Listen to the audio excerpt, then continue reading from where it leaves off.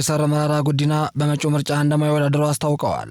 ሰላም እንደምላችኋል ክብራትና ክብራን የተፎክስ ቤተሰቦች የዕለቱን ዜና ይዤላችሁ ቀርብ ያለው። ለቻናላችን አዲስ ከሆናችሁ ቪዲዮአችንን ላይክ፣ ቻናላችንን ሰብስክራይብ በማድረግ ይጀምሩ። ፕሮፌሰር መረራ ጉዲና በመጪው ምርጫ እንደማይወዳደሩ አስታውቀዋል። የኦሮሚያ ፌዴራል ኮንግረስ ኤፌክ ኦሮሚያ ክልል ያለው የጸጥታ ሁኔታና የፖለቲካ ምህዳሩ መጥበብ ለምርጫ የሚጋብዝ ስላልሆነ በአዲስ አበባ ምርጫ ለመወዳደር መወሰኑን የፓርቲው ቀዳሚ ምክትል ሊቀመንበር ፕሮፌሰር መረራ ጉዲና ለቢቢሲ ተናግረዋል። ፕሮፌሰር መረራ ጉዲና በዚህ ምርጫ አዲስ አበባ ላይ ይወዳደሩ እንደሆነ ጠይቀው እኔን የሚያውቀኝ አምቦ ህዝብ ነው፣ አምቦ ደግሞ ከሄድኩ 4 ዓመት አልፎኛል በማለት እንደማይወዳደሩ ተናግረዋል። ፕሮፌሰሩ ከቢቢሲ ጋር የነበራቸው ቆይታ የፖለቲካ ምህዳሩ መጥበብና አስተማማኝ ጸጥታ ለመኖሩ ብቻ ሳይሆን በኦሮሚያ የሚንቀሳቀሱ ታጣቂዎች እንዲወዳደሩ እንደማይፈልጉም ገልጸዋል። የኢፌኮ ተቀዳሚ ምክትል ሊቀመንበር ፕሮፌሰር መረራ ጉዲና በምርጫ ቦርድ ህግ መሰረትም በተከታታይ 2 ምርጫዎች ያልተሳተፈ ፓርቲ እንደሚሰረዝ ጠቅሰው በዚህም ምክንያት በአዲስ አበባ ብቻ ለመወዳደር መወሰናቸው ተናግረዋል። ከ10 ያላነሱ ፓርቲዎች በጋራ በመሆን በተደጋጋሚ ምርጫ አስቻይ ሁኔታዎች እንዲፈጥሩ መንግስትና ምርጫ ቦርድን መጠየቃቸው ያስታወሱት ፕሮፌሰር መረራ ጉዲና ብዙ የተሻለ ነገር የለም ብለዋል። ተወዳዳሪ ካለመጣችሁ ስላሉን ቅዳሜ ህዳር 22 2018 ዓ.ም በአስቸኳይ የማዕከላዊ ስብሰባ አካሄድን በኦሮሚያ አካባቢ ያሉትን ሁኔታዎች ከገመገሙ በኋላ በሙሉ ድምፅ ኦሮሚያ ላይ ለምርጫ የሚሆን አስቻይ ሁኔታ የለም የሚል ውሳኔ ማስተላለፋቸው ተናግረዋል። ኤፌኮ ማክሰኞ ህዳር 23 ባወጣው መግለጫ ላይም በመጪው አጠቃላይ ምርጫ ምሳሌያዊና ስልታዊ ተሳትፎ የተሰኘ ስትራቴጂክን በመከተል በአዲስ አበባ የምርጫ ክልሎች ላይ እና የደህንነት ሁኔታ በምርጫ ለመሳተፍ አስቻይ በመሆኑ የምርጫ አስፈጻሚው ግምገማ የሚያጸድቃቸው የምርጫ ክልሎች ብቻ እጩዎች እንደሚያቀርብ ገልጸው ፕሮፌሰር መረራ ጉዲና ከቢቢሲ ጋር የነበራቸው ቆይታ ለማንኛውም የፖለቲካ ፓርቲ ለነጻና ፍትሐዊ ምርጫ የመጀመሪያ የሚጠይቀው አስቻይ የፖለቲካ ምህዳር አለ ወይ የሚለው ነው በማለት ፓርቲያቸው እንደሌለ እንደሚያምን ተናግረዋል።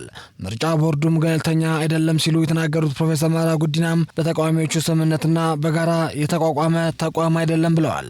አሁን ባለው የምርጫ ስርዓት ቦርዱ ከላይ ጀምሮ እስከ ታች ድረስም በአንድ ፓርቲ የሚታዘዙና የአንድ ፓርቲ የመለመላቸው ናቸው ብለዋል። ከ200 በላይ ቢሮዎች ነበሩን፣ አሁን ግን 3 ብቻ ነው ያሉን በማለት በተለያዩ የኦሮሚያ አካባቢዎች ተንቀሳቅሰው ምርጫ እንቅስቃሴ ለማድረግ አዳጋች መሆኑን ተናግረው ከሁሉም በላይ አስደንጋጭ ሁኔታ ጸጥታ ጉዳይ ነው የሚሉት ኤፌኮም ተቀዳሚ ምክትል ሊቀመንበር በተደጋጋሚ እንደተናገር ነው አሁን ባለው ጸጥታ ሁኔታ ኦሮሚያ ላይ ተወዳዳሪ ታዛቢ ማቅረብ ከዚያ በኋላ ደግሞ ተንቀሳቅሶ የምረጡኝ ዘመቻ ለማድረግ አመች አይደለም ብቻ ሳይሆን ብዙ የሚታሰብ አይደለም ብለዋል። በኦሮሚያ ሰው በነጻነት ተንቀሳቅሶ መመለሱ ችግር ውስጥ ገብቷል ያሉት ፕሮፌሰር መረራ ጉዲና ስለዚህ አባሎቻችን ህይወት አደጋ ከማጋለጥ ውጪ ትርፍ አናገኝበትም ብለዋል። ከሁሉም በላይ ጸጥታና የፖለቲካ ምህዳሩ እጅግ እየጠበበ መምጣቱም በኦሮሚያ ውስጥም ላለመወዳደር መወሰናቸው ተናግረዋል።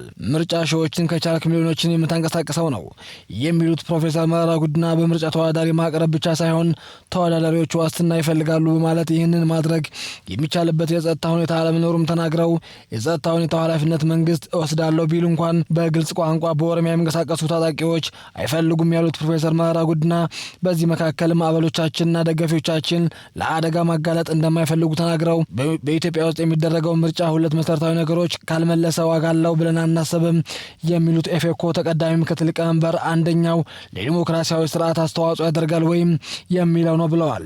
እኔ ዲሞክራሲያዊ ስርዓት ለማዋለድ የሚያስችል ነጻና ፍትሐዊ ምርጫ ይኖራል የሚል እምነትም የለኝም ብለዋል። ኢትዮጵያ ውስጥም የሚደረግ ምርጫ 2 መሰረታዊ ነገሮች ካልመለሰ ዋጋ አለው ብለን አናስብም ከሚሉት የኢፌኮ ተቀዳሚ ምክትል ሊቀመንበር አንደኛው ዲሞክራሲያዊ ስርዓት አስተዋጽኦ ያደርጋል ወይ የሚለው ነው ብለዋል።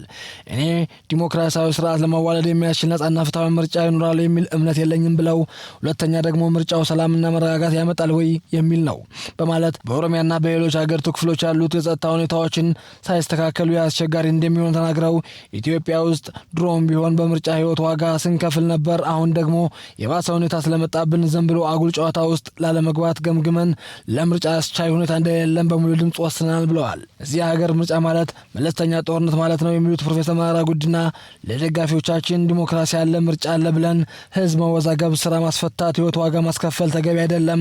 በአሁኑ ወቅትም በኦሮሚያ መንግስትና በታጣቂዎች መካከል ጦርነቶች እየተካሄዱ ነው ያሉት ቀዳሚ ምክትል ሊቀመንበሩ በክልሉ መንግስት ብቻ ሳይሆን ከታጣቂዎች ጫና እንዳለባቸው ይናገራሉ። አሁን ባለው ሁኔታ ታጣቂዎች ምርጫውን ነጻና ፍትሐዊ ስለማይሆን ለመንግስት ሽፋን ለመስጠት ካልሆነ በስተቀር እዚህ ውስጥ መግባቱ እንደማይደግፉ ይታወቃል ብለዋል።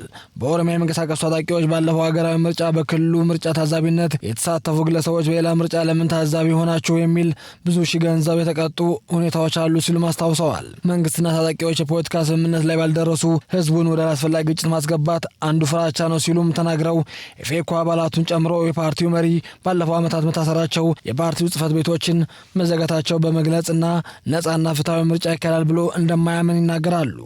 ኢፌኮ ማክሰኞ ህዳር 23 ባወጣው መግለጫም በአዲስ አበባ ብቻ ምርጫ እንዲሳተፍ እና እስከ ምርጫው ድረስም ሁኔታዎች የሚሻሻሉ ከሆነ በሌሎች አካባቢዎች ሊሳተፍ እንደሚችል ገልጸዋል። ከኢቢሲ ጋር ተቀዳሚ ምክትል ሊቀመንበሩ በነበራቸው ቆይታ ሐረርና ድሬዳዋን ለመጨመር እንደሚቸገሩም ተናግረዋል። የኢትዮጵያ ብሔራዊ ምርጫ ቦርድ ባለፈው ህዳር 8 ያወጣው ህዳር 23 ቀን የሚጠናቀቀው የፖለቲካ ፓርቲዎች እጩዎች ምዝገባ ቀነ ገደብ እንደሚያራዝመው አመሻሽ ባወጣው መግለጫ አስታውቀዋል። ቦርዱ ባወጣው መግለጫ በተለያዩ የኮሚኒኬሽን አማራጮች በመጠቀም እንደተናገረው የእጩዎቹ ምዝገባ ገና እንዳል ዋና ሰብሳቢዋ ሜላተወርቅ ኃይሉ ተናግረዋል።